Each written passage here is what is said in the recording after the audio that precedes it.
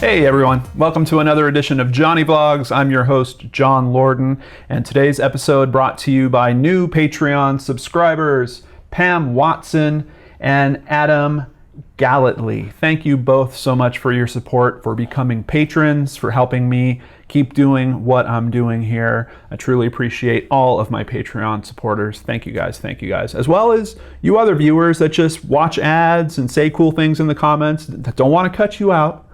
We're all part of a big family here, but I definitely want to call out these new Patreon supporters, so thank you guys so much. So today I want to talk about creepy clowns. Now, I don't know if you've noticed, but there have been a lot of news stories kicking around lately. Quick shout out to Brain Scratch researcher Christy Straciner, who's been sending me articles very regularly on these clown sightings. And people have been asking me a little bit in the comments about it, so I just wanted to make a video here and share my thoughts on this. There is a fine line that I think we are dancing with this topic.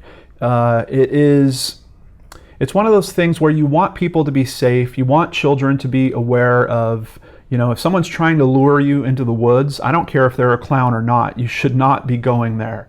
I remember in the 80s, there was a scare around ice cream trucks for some reason, where we were supposed to be very cautious and leery of the ice cream man. And now it seems like there is this panic that is whipping up around clowns. And it's weird because it's been happening in many states. As a matter of fact, I found a map that is detailing where all of these sightings are happening, and as far as it goes for the US, it looks like about half the states are already covered, and we're pretty early on into the Halloween season, so I don't think this is going to ease up anytime soon.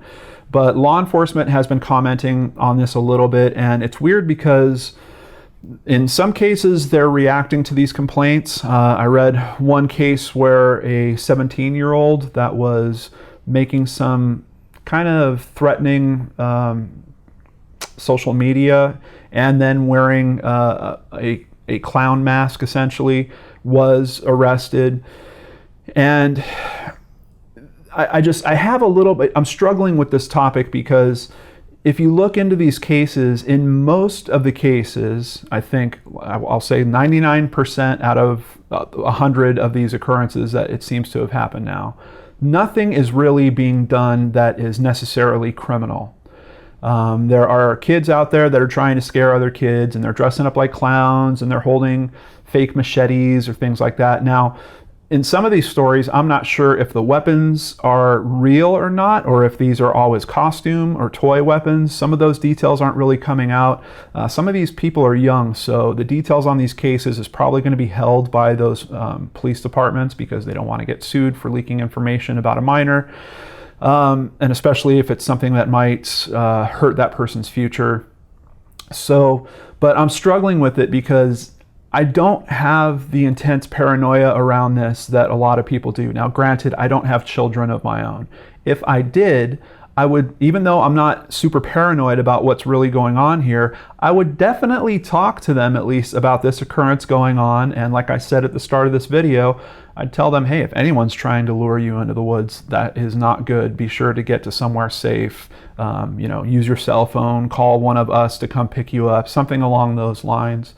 So I do think it's important that for you parents out there that you do talk to your kids about this, as well as talk to your teenagers about, unfortunately, when panic like this happens, people react in sometimes unpredictable ways, all right? We already have plenty of bad stories going on with police officers responding to situations in ways that a lot of us don't agree with. You don't want your kid to become a casualty because of some Halloween prank that they're trying to pull off. So it sucks to say this because there's a part of me saying, John, you can't respond to this in this way. You really want to keep people's freedoms intact. But there's also a level of practical knowledge and safety that you have to apply here. And I don't think it's a great year for your teenagers to be wearing creepy clown masks and going out, particularly on days that are not Halloween. Now, I am certain that the authorities on the night of Halloween are going to be extremely cautious when they're reacting to calls like this. But, you know, we are several weeks out of Halloween and there's kids already dressing up and going out and trying to scare other kids. I know it's that time of the year, it's supposed to be in the spirit of the season, but with all the paranoia around this, it's just begging for something bad to happen. As a matter of fact, something bad might have happened. I did bump into one case, and this was reported by the Associated Press just on September 30th. Police say a dispute over a mask like one featured in the Purge horror movies contributed to the fatal stabbing of a 16-year-old Pennsylvania boy. 29-year-old Avery Valentin Bayer has been jailed on first-degree murder and other charges. Police now say Torres had the mask and that it had created some sort of neighborhood controversy that led to the stabbing. That's really all the details they're giving in this. But I think that's kind of painting the picture that I was talking about a little bit earlier. I don't know if he was scaring other kids and it upset this guy that went and did something and overreacted to the situation. But that might have been the case.